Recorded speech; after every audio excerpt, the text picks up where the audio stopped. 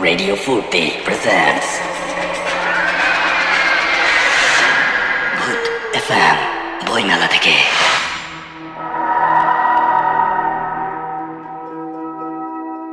সবাইকে অমর ২১-এর শুভেচ্ছা। ১৩ আগস্ট ২০১০ শুরু হয়েছিল ভূত এফএম। আজ ফেব্রুয়ারি ২০১৪। অন্যরকম এক ভূত এফএমে আপনাদের সবাইকে স্বাগত জানাচ্ছি। এখানে যারা ঘটনাগুলো শেয়ার করছেন তারা আপনাদের খুব চেনা, খুব স্পেশাল। এবং এইখানে যে ঘটনাগুলো আপনারা শুনবেন সেই ঘটনাগুলো এই সিটির বাইরে পৃথিবীতে আর কোথাও নেই। আপনার সংগ্রহে রাখার জন্যই আমাদের এই উদ্যোগ। এবং আপনাদের যদি ভালো লাগে তাহলে বছর বছর আমরা আবারও ফিরে আসবো আপনার কাছে। চলুন শুনে আসি আজকের ঘটনা।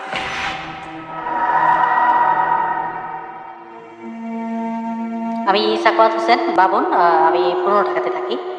তো আমি আজকে যে ঘটনাটা শেয়ার করব সেটা আমার জীবনে ঘটে যাওয়া একটা অত্যন্ত কি বলবো যে রোমহর্ষক ঘটনা বলা যায়, আবার রোমাঞ্চকর ঘটনাও বলা যায়। তো ঘটনাটা শুরুটা হলো এরকম। আমার ছোটোবেলা থেকেই মাছ ধরার প্রতি খুব আগ্রহ। আমি সবসময় মাছ ধরি এবং আমার মাছ ধরার পদ্ধতিটা হচ্ছে ছিপ দিয়ে। তো আমি জানি যে কীভাবে মাছ ধরতে হয়, কেঁচো দিয়ে, মাছের খাবার দিয়ে, মাছকে ডেকে কীভাবে মাছ ধরতে, এগুলো আমি সবসময় জানি। ছোটোবেলা থেকে এটা হয়ে গেছে আমার মধ্যে। তো একবার ঘটনাটা যেখান থেকে শুরু, আমি সেটা বলবো, এটা ঘটনাটা উল্লেখ না করলেই নয়। একবার আমার বাবা একজন সরকারি কর্মচারী, সরকারি অফিসার ছিলেন। তো উনি ঢাকার বাইরে পোস্টিং ছিল। তো আমরা ওইখানে আমরাও গেছি। আমি সাঁতার জানি না, ঠিক সাঁতার জানিই না। তো আমরা গেছি। পরে আমি ওইখানে একটা পুকুর ছিল, আমরা যে বাড়িতে ছিলাম ওই বাড়িটা মল্লিক সাহেবের বাড়ি ছিল এবং একটা বিরাট বড় একটা মজগুনি পুকুর ছিল। তো আমি একদিন ওইখানে একটা আম গাছের নিচে বসে একা একাই স্কুল থেকে ফিরে একা একা মাছ ধরছি। ছোটো ছোটো পুঁটি মাছ উঠে, তো আমি কেঁচো দিয়ে মাছ ধরতেছি। হঠাৎ করে একটা বিশাল টান আমি অনুভব করলাম এবং অনেক ছিপ ধরে রাখতে চাইছি যে ছিপ আটকে মাছটাকে তুলে ফেলবো, কিন্তু না, মাছটা আমাকে নিয়ে পুরো আমি ধাপাস করে পানির মধ্যে পড়লাম। তার কিছুক্ষণ পরে আমি বুঝতেছি আমি পানি খাচ্ছি, পানি খেয়ে হাত পাও ছুটতেছি চারিদিকে বাঁচার জন্য, কিন্তু না, পানির নিচে পায়ের নিচে কিছু পাচ্ছি না এবং আমার বুক ধকধক করতেছিল এবং একসময় আর কিছু মনে নেই, আশেপাশে কেউ ছিলও না যে আমাকে বাঁচাবে। তো কিছুক্ষণ পরে আমি চোখ খুলে যখন তাকালাম, কতক্ষণ পরে আমি ঠিক জানি না, চোখ খুলে তাকালাম, দেখলাম যে আমি ওই আম গাছটার নিচে শুয়ে আছি, আমার সিপটা পানিতে মধ্যে ভাসতেছে এবং আমাকে কে বাঁচালো, কীভাবে আমি এখানে উঠলাম, এটা আমার কাছে এক বিশাল রহস্য। যাই হোক, আমি এবার মূল ঘটনায় চলে আসি। আমার ছোটোবেলা সেই মাছ ধরার নেশা কিন্তু এখনও কাটে নাই। আমি কিন্তু তারপরে বড় হয়েছি, বিভিন্ন জায়গায় যখনই যেই পুকুরে গিয়েছি মাছ ধরেছি এবং সাঁতারটা শিখে নিয়েছি, বিধায় আমার কোনো ভয় ছিল না, ভয়টা চলে গেছিলো। তো আমি বিভিন্ন জায়গায় পার্টিসিপেট করতাম, যেমন ওই যেখানে টিকিট কেটে মাছ ধরার একটা সিস্টেম আছে। তো আমি 2টা টিকিট সবসময় কাটতাম সব জায়গাতে। এবং আমার কিছু বন্ধুবান্ধবও 2টা গেছে যারা মাছ ধরতে পছন্দ করে। দেখা গেলো উইকেন্ডে আমরা ঢাকার বাইরে চলে যাই, বিভিন্ন জায়গাতে চলে যাই, কখনো নিজেদের গাড়ি অথবা অফিসের গাড়ি ব্যবহার করি। তো অফিসের গাড়ি সে যখন ব্যবহার করে, মতি মিয়া যে নামে এক ড্রাইভার ছিল, সে সবসময় মাছেও মাছ ধরতে পছন্দ করতো। সে আমার সাথে প্রতি শুক্রবারে তাকে খবর দিলেই হতো, আর অফিস থেকে পারমিশন নিলেই হতো যে গাড়িটা আমি শুক্রবার নিয়ে যাচ্ছি, এটা জানতো সবাই। তো একবার খবর আসলো যে আমার এক বন্ধু ফ্রেন্ড খবর দিল যে বুলতা নামের একটা দিঘি আছে বুলতা এলাকায়, এটা ঢাকা সিলেট মহাসড়ক হাইওয়ে পাশে পড়ে আর কি। তো আমি খবর পেয়ে বললাম যে ঠিক আছে, টিকিট করো, বৃহস্পতিবার থেকে কনফার্ম করলাম। বললো যে আমি টিকিট কেটে রাখছি, 2টা কাটি। হ্যাঁ, 2টাই 2জনে এই করবো। আমি বললাম তোমার জন্য কাটবার আলাদা? না, আমি 2টা কাটি, তুমি আসো। আমি বললাম যে ঠিক আছে, তাহলে কাটো, কনফার্ম করো। ও আমাকে রাতেও ফোন দিয়ে বললো যে কনফার্ম, কালকে 2টা টিকিট কেটে রাখছি, টিকিট তুমি এখানে আইসা তোমার নাম বললেই হবে, আর আমি তো থাকবোই। তাও ঠিক আছে, মতি মেয়েরা ফোন করলাম, মতি কালকে সকালে চলে আসো, আর 6টার মধ্যে চলে আসবো বাসায়, তারপর রওনা দেবো মাছ ধরার। মতি খুব খুশি, মাছ ধরার কথা শুনলে মতি সবসময় খুশি হয়, আর এর জন্য ওর সাথে আমার আন্ডারস্ট্যান্ডিংটা খুব ভালো। তো মতি 6টার জায়গাতে সেদিন 6টার সময় আসতে পারেনি, 8টা 8:30 দিকে আসছে। আমি বললাম যে মতি তুমি এত দেরি করলা? বলে স্যার সকাল থেকে বৃষ্টি হচ্ছে। আমিও দেখলাম যে কয়েকবার বারান্দায় বের হয়ে দেখছি যে বৃষ্টি হচ্ছে, আর মতি মেয়েরা ফোন দিতেছিলাম। ওর বাসায় একটা ফোন আছে, সেটা তখন তার মোবাইলের সিস্টেমটা ছিল না। তো মতির বাসায় ফোন ছিল, ওকে আবার ডাইকা দিতে হইতো। তো 2-1বার ওকে ডাইকা দেওয়ার পরে 3য় বার এসে বললো যে মতি বাসায় নেই। তখন আমি কনফার্ম বললাম যে মতি মনে হয় চলে আসতেছে। তো 8টা 8:30 দিকে আমাকে নিচে এসে খবর দিল যে স্যার আসছে। আমার দাঁড়ানো এসে যখন বললো যে স্যার মতি মেয়ে আসছে, তখন আমি রেডি হয়েছিলাম, নেমে গেলাম। ঢাকা সিলেট হাইওয়ে ধরে আমরা যখন বুলতা নামক এলাকাটায় পৌঁছলাম, তখন প্রায় 11টা হয়ে গেছে। বৃষ্টি পড়তেছে, বৃষ্টির কোনো না থামার নামগন্ধ নেই। আমি যে দেখলাম যে বিশাল বড় একটা দিঘি, ওইটা বুলতা দিঘি নামে ওইখানে পরিচিত। তো দিঘিটা দেখে আমার ভালো লাগছে। আমি বললাম যে এখানে মাছ আছে, হ্যাঁ এখানে মাছ পাওয়া যাবে। মাছের গন্ধ যেন আমি পাচ্ছিলাম। তো আমি আমার যেসব খাবারটা মাছের জন্য যেসব জিনিসপত্র নিয়ে আসছিলাম, সেগুলো নিয়ে আমি ওইখানে যারা ছিলেন তাদের একজনকে জিজ্ঞেস করাই বললো যে আপনার জন্য এইখানে একটা চকি রাখা আছে, এইখানে আপনি মাছ পান।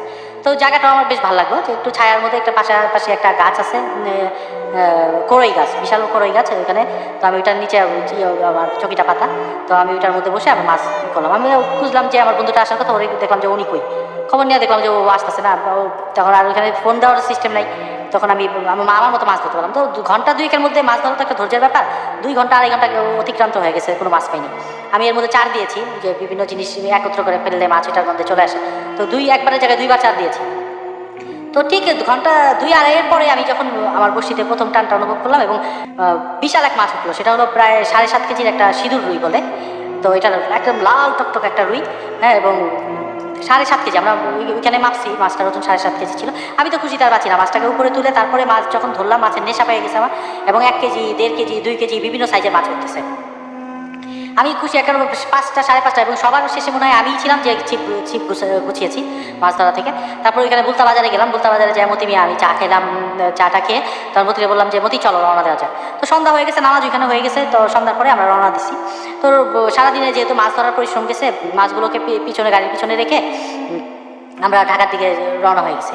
তো আমার পিছনের সিটে মতি মিয়ার পিছনে, আমি একটা মাইক্রোবাসে ছিলাম, তো মতি মিয়ার পিছনের সিটটাতে আমি বসে চোখ বন্ধ করে দিছি এবং একটু তন্দ্রায় চলে গেছি।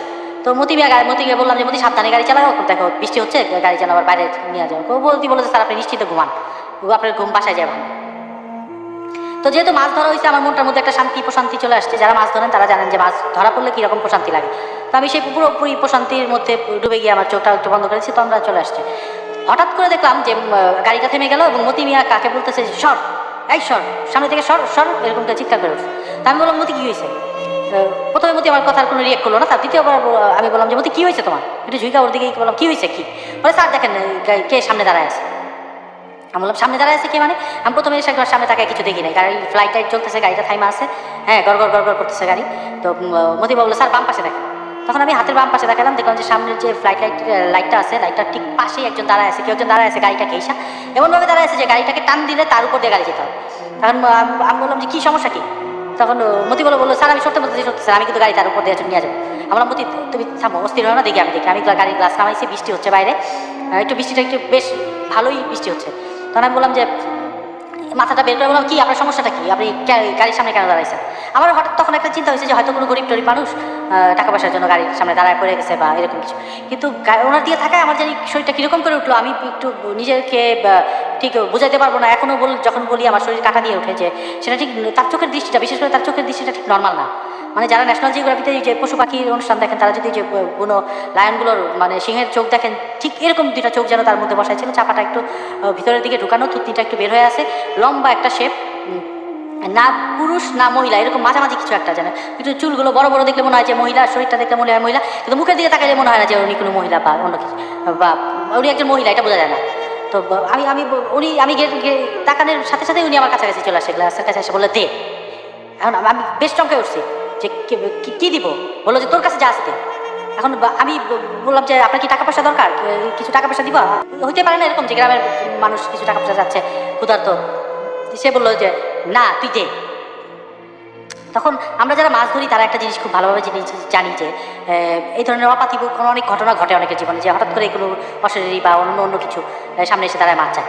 তো আমার প্রথমেই আমার ভিতরে কে জানি বলে উঠলো যে এটা কি সেই ধরনের কিছু? আমি বললাম যে আপনি কি চাচ্ছেন বলেন। তো বললো তোর কাছে যা আছে তুই দে। এবার বেশ রাগান্বিত স্বর এবং অস্থির হয়ে গেছে, তার মধ্যে বোঝা যাচ্ছে যে চোখ দুটা মনে হচ্ছে বের হয়ে যাবে। আমার জানি কি হলো ভিতরে, আমি গাড়ি দরজা টান দিয়ে গাড়ি করে ফেলাম। আমার মনে হলো যে মাছ চাচ্ছে। আমাকে মতি মিয়া বলতেছে স্যার বের হবেন না, স্যার বের হবেন না, স্যার বের হবেন না, গাড়ি থেকে বের হবেন না। আমি মতি মিয়ার কথা সম্পূর্ণ উপেক্ষা করে পিছনে চলে গেলাম। পিছনে যে কেরিয়ার ওপেন করছি, ওপেন করে মাছের সামনেই মাছের যে মাছটা নিয়ে আসতেছিলাম, যে পলিথিন ব্যাগের ভিতরে মাছ ছিল, তার সেই পলিথিনের ব্যাগটা আবার একটা চটের ব্যাগের ভিতরে ঢুকানো। তো আমি প্রথমে চটের ব্যাগটা যে মুখটা যে বাঁধা দড়ি দিয়ে সেটা খুললাম, এবং পলিথিনের ব্যাগটার ভিতরে যখন হাত দিছি তখন আমার প্রথমেই হাতটা পড়ছিল যে সেই যে 7.5 কেজির যে বড় আপনার সিঁদুর রুইটা নিয়ে আসতেছিলাম সেটার উপরে। এবং এত বড় একটা মাছ যখন এত বড়, আমার কেন মনে হলো যেন আমি এই মাছটাই দেবো, কিন্তু এত বড় একটা মাছ অন্যকে দিয়ে দেওয়া কিন্তু সহজ ব্যাপার না। যারা মাছ ধরেন তারা জানেন যে যেটা একটা বিশাল বড় একটা হার্ট হইতে হবে এরকম। আমার প্রথমেই তখনই মনে হচ্ছে যে এই মাছটা আমি দিয়ে দেবো। তখন আমি মাছটা নিয়ে যেই ঘুরতে যাবো, পিছন ফিরছি আর দেখি ওই আবার ঠিক আমার পাশে ওইটা এসে দাঁড়ায় আছে এত কাছে, এত ক্লোজ। আমি পুরো এখনো যা বলতেছি আমার পুরো শরীর একটা ঝিম একটা ভাব হয়ে গেছে, মাথার চুলগুলো মনে হচ্ছে দাঁড়ায় গেছে এই বৃষ্টির মধ্যেও। বৃষ্টি যে হচ্ছে সেগুলো কোনো খেয়াল নেই আমার। তো আমি ওনাকে পিছনে দিকে নিজেকে সামনে বললাম নেন। হ্যাঁ, দেখলাম ও কিছু বলে না, দাঁড়ায় আছে। আমি আবার বললাম যে নেন, এইটা আপনি। এবার বললো উনি আবার বললো লাগবে না, রেখে দে। আমি বললাম যে লাগবে না মানে? বললো যে লাগবে না, রাখ রাখ ভিতরে রাখ। কারণ আমি ওনার দিকে তাকায় আসি, এরকম দেখলাম যে আমি আমার হাতটা যেন অটোমেটিকলি মাছের ওই ব্যাগের ভিতরে ঢুকে যাচ্ছে। তো আমি এদিকে একটু তাকাইছি, তাকায় দেখলাম যে মাছের ভিতরে ব্যাগের ভিতরে আমার হাতটা ঢুকে গেছে। এখন আমি তারপর যখন আমার পিছনে তাকাইছি, দেখি পিছনে কেউ নেই। আমি দৌড়ায় মতি মিয়ার কাছে গেলাম, ওই পিছনের ক্যারিয়ারটা খোলা, আমি ব্যাগটা কই বাইরে আমি দৌড়িয়ে, ও তো মতি তো ওই সামনের সিটে বসে আছে, ড্রাইভিং সিটে। আমার মতি তুমি কাউকে দেখছো এদিকে যেতে? না স্যার কাউকে দেখি না। তো মতি বলো, মতির সাথে সাথে আমাকে বলেই বলো, আমি বললাম যে হঠাৎ করে কোথায় গেল? মতির সাথে সাথেই গাড়ি থেকে নেমে আসছে, ও নাইমা বললো স্যার আপনি গাড়িতে ওঠেন। গাড়িতে ও মতি একরকম আমাকে ওইখানে নিয়ে এসে, আমি যেখানে নামছিলাম ওই সিটে উঠাই দিল আমাকে, বলো স্যার উঠেন, ও কেরিয়ার বন্ধ করলো। তারপর বললো স্যার আর কোনো কিছু, আমি বললাম কী দেখলাম মতি, এটা গাড়ি, মতি গাড়িতে উঠা গাড়ি চালু স্টার্ট করে দিচ্ছে, গ্লাসগুলো বন্ধ করে দিচ্ছে, তো গাড়ি চলতেছে। আমি বললাম মতি কী দেখলাম এটা? তো মতি কিছু একটা বলতে যাচ্ছিল, তারপর দেখলাম মতি চুপ হয়ে গেল। মতি বললো যে কোনো কথাই বলে না। এখন মতিকে আমি যতই প্রশ্ন করি যে মতি আমরা কি অপার্থিব কিছু দেখলাম, আমরা কি ওই ধরনের কিছু দেখলাম, এটা তো আর কি আমি বিশ্বাসও করতে পারতেছি না, কি দেখলাম। মতি কোনো কথাই বলে না। আমি আসলে মতির সাথে কথা বলতেছিলাম নিজের ভয়টা কাটানোর জন্য। তো মতি কোনো কথা বলে না। তো কাঁচপুর ব্রিজ অতিক্রম করলাম, মতিকে বললাম মতি গাড়ি সাবধানে চালা, আমার ভয় হচ্ছিল যে মতি না গাড়ি রাস্তার বাইরে ফেলে দেয়। তো মতিকে বলছি মতি তুমি গাড়ি সাবধানে চালা, মতি গাড়ি সাবধানেই চালাচ্ছিল। কাঁচপুরের ব্রিজ যখন ক্রস করে আমরা এদিকে আসছি, তো তারপরে মতি মনে হলো যে ঝড়ের বেগে ঢাকার দিকে চলে আসতেছে গাড়ি। তো কিছুক্ষণ গাড়ি ও স্পিডটা অনেক বাড়ায় দেয়, আবার গাড়িটা কিছুক্ষণ কমায় দেয়, আস্তে আস্তে যায়। আমি বললাম যে মতি তুমি সাবধানে চালাও। ওকে যতই বলি ও আমার কোনো কথাই শুনতে পারে, আমি যে পিছনে বসে আছি এটা যেন মতির খেয়ালই নেই। তারপরে যাই হোক আমার কোনো বিপদ হলো না, আমরা ঢাকায় চলে আসলাম। তো ঢাকার মানে যে যাত্রাবাড়িতে এসে, যাত্রাবাড়ি যারা ওইখানে যান সবসময় জানেন যে বাম পাশে একটা পেট্রোল পাম্প আছে। তো মতি গাড়িটাকে, পেট্রোল পাম্পটাকে ভিতরে গাড়িটা নিয়ে ঢুকাই দিল, ঢুকাই দিয়ে মতি গাড়ি থেকে নেমে আসছে, আমিও গাড়ি থেকে নামছি। মতি আমাকে জড়ায় ধইরা পুরো হাউমাউ করে কাঁদতেছে যে স্যার স্যার আজকে আমাদেরকে আল্লাহ বাঁচাইছে, স্যার আজকে আমাদেরকে আল্লাহ বাঁচাইছে, আমাদেরকে ঢাকায় ফেরার কথা ছিল। বললাম যে মতি কী এরকম একটা মাছ চাইছে, মাছ দিয়ে দিছি, সব শেষ। মানে আমরা জানি যেটা চাই এরকম দিলে আর বিপদ আপদ হয় না, হ্যাঁ কোনো ঝামেলা ছিল না। কয় স্যার যাকে আপনি মাছ দিচ্ছেন সেই জিনিসটা আপনার পিছনের সিটে বসে আসছিল। আমরা যে ঢাকা পর্যন্ত আসছি স্যার, কাশপুরের আগ পর্যন্ত পুরোটাই আপনার পিছনে বসেছিল। আমি বললাম তুমি দেখলা কেন? স্যার আমি ব্যাক মিররে দেখতেছি সে আপনার পিছনে বসে আছে এবং এক দৃষ্টিতে আমার সামনের দিকে তাকায় আছে এবং আপনারা দেখতেছি। আর আমার পুরো আমারও শরীর কাটা দিয়ে উঠলো। মতি বলতেছে যে স্যার কাঁচপুরের ব্রিজের পরে তাকে কখনো দেখছি বসে আছে, কখনো দেখছি নাই। তো যখন দেখছি বসে আছে আমি গাড়ি আস্তে আস্তে চালাই, স্যার যখন দেখছি নাই স্যার আমি গাড়ি জোরে জোরে তার চালাইছি। তো স্যার আজকে আমাদেরকে আল্লাহ বাঁচাইছে, আল্লাহ যদি আমাদের সাথে না থাকতো তাহলে আমাদেরকে কেউ বাঁচাতে পারতো। তো এটা আমার জীবনে ঘটে যাওয়া একটা রহস্যময় ঘটনা। তো এই ঘটনার পরে আর কি পরবর্তীতে যে ঘটনাটা ঘটছে, যেটা এটার সাথে অনেকটা লিঙ্ক আছে, আমি লিঙ্ক পাই। আমি সেনা কল্যাণ ইন্স্যুরেন্স কোম্পানিতে আইটি ডিপার্টমেন্টের হেড। তো আমি আমার যে চেম্বার আছে, আমি যেখানে যে বসি, তো আমার তার যে পিয়ন, আমার পিয়ন হিসাবে, ব্যক্তিগত পিয়ন হিসাবে কাজ করে, তো ওর নাম মহামিনুল। ওর নামটা উল্লেখ করলাম এই কারণে, আমরা যে কারণ বাজারে জালালাবাদ ভবনে বসি। তো জালালাবাদ ভবনের আমরা 4র্থ তলা এবং 5ম তলাটা আমাদের অফিস। তো ও রাতেবেলা ওই ইয়াতে ঘুমায়, আমাদের 5ম তলায় ঘুমায়। 5ম তলার অফিসটা এখনো ডেকোরেশন কমপ্লিট হয় না, ইন্টেরিয়র কাজ চলতেছে। তো ও একদিন আইসা আমাকে বললো যে স্যার আমি তো উপরে ঘুমাই, আমার একটু ভয় লাগে। আমি বললাম যে কী ব্যাপার, কেন ভয় লাগে? কয় স্যার ওই যে আমাদের পাশে যে বিল্ডিং, রাস্তার ঠিক অপোজিটে একটা বিল্ডিং আছে, সেখানে ওই যে সোশ্যাল ইনভেস্টমেন্ট ব্যাংকের একটা শাখা আছে। তো বললো ওইটার উপরে খালি চারিদিকে দেয়াল তুলে ছাদটা করে রাখছে, ওইখানেও কাজ চলতেছে। বললো স্যার আমি তো আমাদের উপরে তলায় ঘুমাই, তো স্যার হঠাৎ করে রাত্রেবেলা ঘুমাইয়ে গেছে, আমি ওই দেয়ালের দিকে তাকালাম, দেখলাম যে ছাদের উপরে যে কে হাঁটতেছে, ওই বিল্ডিংয়ের ভিতরে কে হাঁটতেছে। এবং হাঁটতে হাঁটতে স্যার ঠিক আমাদের যে সামনে ওই বিল্ডিংটা থেকে বের হয়ে গেল, শূন্যের মধ্যে সে হাঁটতে হাঁটতে মিউনিসিপ্যাল কর্পোরেশনের অফিসটা ক্রস করে চলে গেল। তারপরে স্যার আমি কিছু দেখলাম না। আর আমি বললাম কেমন দেখতে? তো আমি যেই জিনিসটাকে দেখছি মহামিনুলের বর্ণনাটা হুবহু এক। তো আমি ওর বর্ণনাটা শুনে আবার চমকাই গেছি যে এখন আমি এইখানে আছি, মানে জালালাবাদ ভবনের কথা বলতেছি, যে আমি যে অফিসটার পিছন দিয়ে ওই বিল্ডিংটা দেখা যায়, একদম আমার জানলাটা বড় গ্লাসটার পিছন দিয়ে দেখা যায়, যে একটা পুরো ওই বিল্ডিংটা দেখা যায়। এখন আমি মহামিনুলের ভয়ে বর্ণনা শুনে চমকে উঠলাম এই কারণে যে ওইটাকে আমাকে ফলো করছে এখনও। আমি কিন্তু মাছ ধরা ওই ঘটনার পরে অনেক কমিয়ে দিয়েছি, এখন সহজে মাছ ধরতে যাই না। যাই হোক, এটাই আমার জীবনে একটা ঘটে যাওয়া বিশাল রহস্যময় ঘটনা। ভূত এফএম বইমেলা থেকে শুনছেন ভূত এফএম, এবং আপনাদের সবাইকে আরও একবার স্বাগত জানাচ্ছি। এবং চলছে অমর 21-এর স্পেশাল এপিসোড, এবং এই এপিসোডটিতে সবচাইতে বড় ব্যাপার যেটা, সেটা হচ্ছে কোনো বিজ্ঞাপন বিরতি নেই, শুধু ঘটনা, শুধু ভয়। সাথে আছে ফারনান। চলে যাব ফারনানের ঘটনায়। হ্যালো লিসেনার্স, আমি ফারনান পুরান ঢাকা থেকে এসেছি। আর আমি এখন যে ঘটনাটা শেয়ার করব সেটি আমাকে একজন মেইল করে পাঠিয়েছেন, এবং ওনার নাম হচ্ছে জাহিদুল হাসান। উনি খুলনায় থাকেন।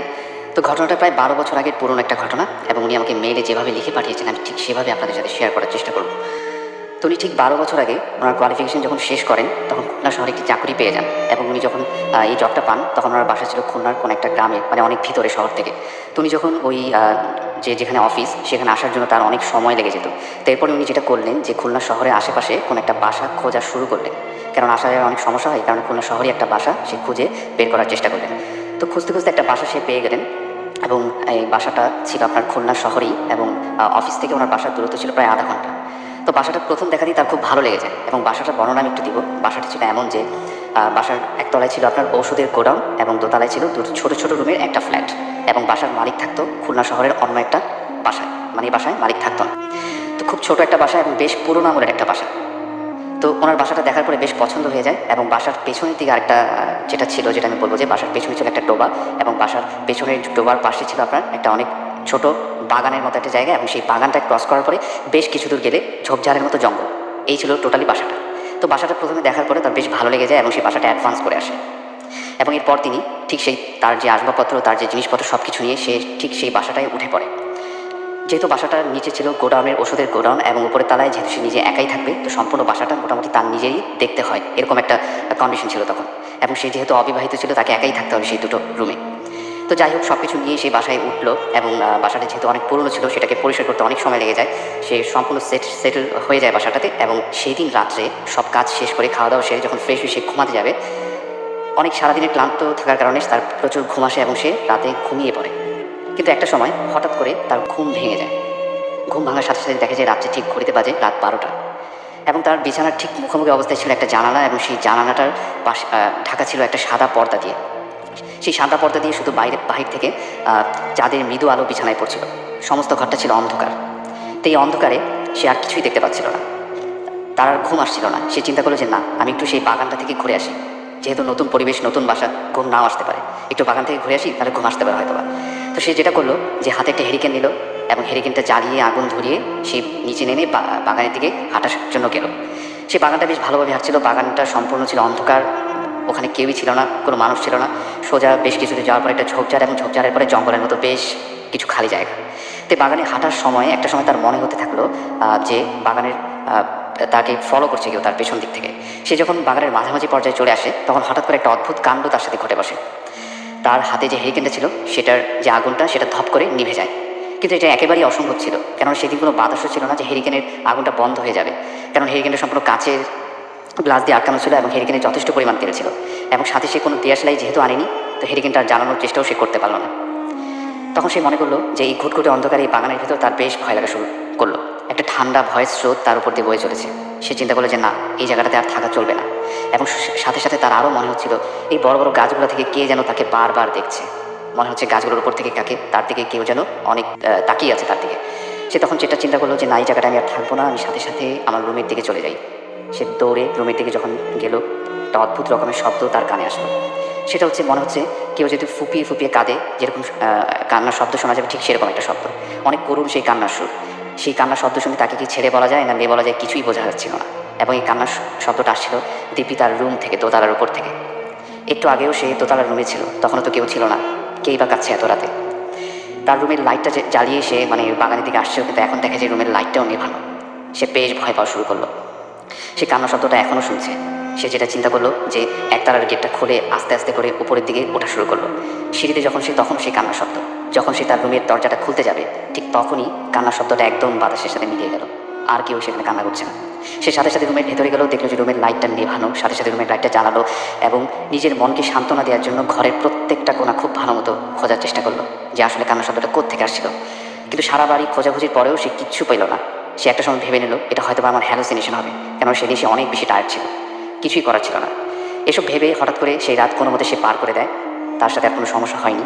এর পরের দিনের ঘটনা আমি এখন বলবো। এর পর দিন সে অফিস সেরে টুকটাক বাজার সেরে তার বাসায় ফিরতে ফিরতে সন্ধ্যা পেরিয়ে প্রায় রাত হয়ে গেল।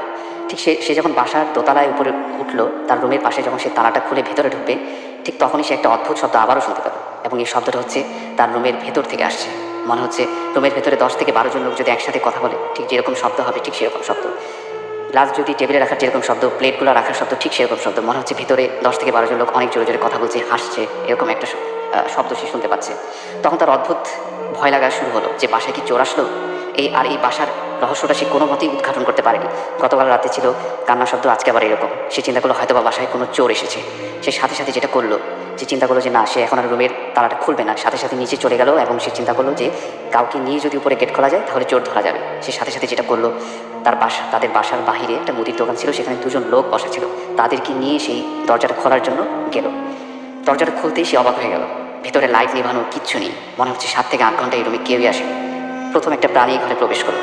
কিচ্ছু ছিল না ভিতরে, কোনো গ্লাস ছিল না, কোনো প্লেট ছিল না, কিচ্ছু ছিল না। এতক্ষণে যে হইচই করার শব্দ, কিছুই তার আর সেখানে গেট খোলার পরে সে দেখতে পেল না। তারপর সে ফ্রেশ হলো, কাজটা সব কিছু সেরে যখন ঘুমাতে যাবে, এসব 9-6 ভাবতে ভাবতে, এই বাড়ির রহস্যের কথা ভাবতে ভাবতে হঠাৎ কখন যে ঘুমিয়ে পড়লো সেটা সে জানে না।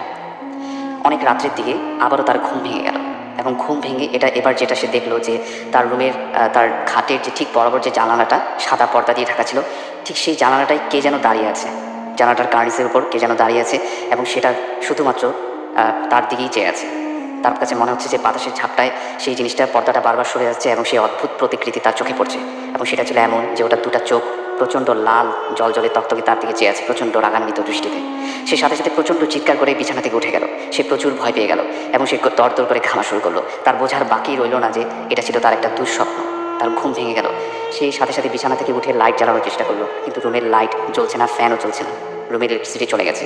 সে সাথে সাথে তার সেই জানালাটা দিয়ে গেল যেখানে সে একটু আগে স্বপ্ন দেখেছে। দেখলো যে জানালাটা খুলে বাইরে কিচ্ছু নেই, বাইরে প্রচণ্ড ঝড়ের মতো বাতাস বয়ে চলেছে। একটু পরেই মনে হয় অনেক ঝড় নামবে, এরকম মনে হচ্ছিল।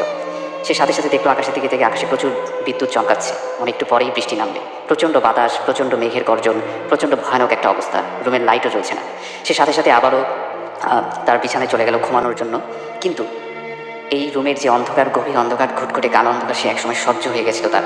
কিন্তু হঠাৎ করে সেই বিছানায় যাওয়ার পরে তার আবারও একই ধরনের একটা শব্দ সে তার কানে আসলো। সেই শব্দটা হচ্ছে কেউ যদি ফুপিয়ে ফুপিয়ে কাঁদে, ঠিক যেরকম শব্দ, সেই মায়াবী কান্নার সুর আবারও তার কানে আসলো।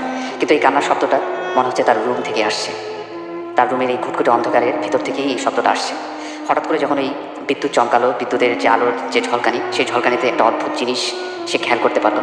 তার ঘরের কোনায় যে ঘুটঘুটে অন্ধকার জমাট বাঁধা ছিল, সেখানে অল্প আলোয় সে দেখতে পেলো কিছু একটা সেখানে বসে আছে এবং সেখান থেকে সেই কান্নার শব্দটা আসছে। এবং সে যেটা দেখলো যে এরকম বিদ্যুৎ চমকানোর মাঝখানে মাঝখানে যে আলোর ঝলকানি, সেটাতে সে দেখলো যে একজন কেউ যদি বসে থাকে হাত পা গুটিয়ে এবং সে যদি কান্না করে ঠিক যেরকম দেখাবে ঠিক সেরকম। এবং ওটার এমন বর্ণনা ছিল যে ওটার সামনে প্রচুর বড় বড় চুল দিয়ে চেহারা ঢাকা ছিল এবং ওটা সাদা একটা কাপড় পরা ছিল এবং ওটা চোখের কোনো পাতা ছিল না, চোখের মণিগুলা লাল জলজলে ছিল এবং তার দিকে এমনভাবে চেয়েছিল মনে হচ্ছে ওটা লোকটা যেন তার শত্রু একটা। সে প্রচণ্ড ভয় পেয়ে গেল। সে একটা জিনিস হঠাৎ করে ফিল করা শুরু করলো যে তার কাঁধের উপরে মনে হচ্ছে কেউ চেপে বসে তাকে ধরে রেখেছে। সে প্রচণ্ড চিৎকার করার চেষ্টা করলো, কিছুই সে করতে পারলো না। সে একসময় দেখলো যে সেই অদ্ভুত প্রতিকৃতি জিনিসটা হামাগুড়ি দিয়ে তার সামনে আসার চেষ্টা করছে। তারপরে তার সাথে আর কী হলো সে কিছুই জানে না। এরপর দিন অফিসে তাকে না পেয়ে তার কলিগটা তার বাসায় খোঁজ করে এবং বাসায় যখন খোঁজ করার পরে বাসার দরজা ভেঙে তাকে তার খাটের নিচ থেকে সেন্সলেস অবস্থায় তাকে পাওয়া যায়। এরপর সে প্রায় 2 দিন অসুস্থ ছিল, হাসপাতালে ভর্তি ছিল এবং এরপরে সে আর সেই বাসাটায় আর কখনোই যায়নি। এখনও সে মাঝে মাঝে সেই অদ্ভুত শব্দটা এখনও বারবার দেখে। এই ছিল আমার ঘটনা। Thank you. শেষ হয়ে গেল আমাদের এই আয়োজন। অপেক্ষায় থাকলাম আপনাদের ফিডব্যাকে। যদি ভালো লাগে ফিরে আসবো বারবার। আপনাদের ভালোবাসার কারণেই ভূত এফএম এসেছে এতটা দূর এবং ভবিষ্যতে আমরা চাই আপনাদের ভালোবাসা। সেজন্য মনে রাখতে হবে আমাদের ইমেল অ্যাড্রেসটি bhutfm@radiofurti.fm। আর ভুল হবে না, কারণ এটি সংরক্ষিত থাকবে সিডিতে। আর একদম ভুলবেন না, ভূত এফএম প্রচারিত হয় প্রতি শুক্রবার রাত 11:59 শুধুমাত্র রেডিও ফুর্তি 88.0 FM। কথা হবে আবার কোনো স্পেশাল এপিসোডে। সেই পর্যন্ত সবাই ভালো থাকবেন।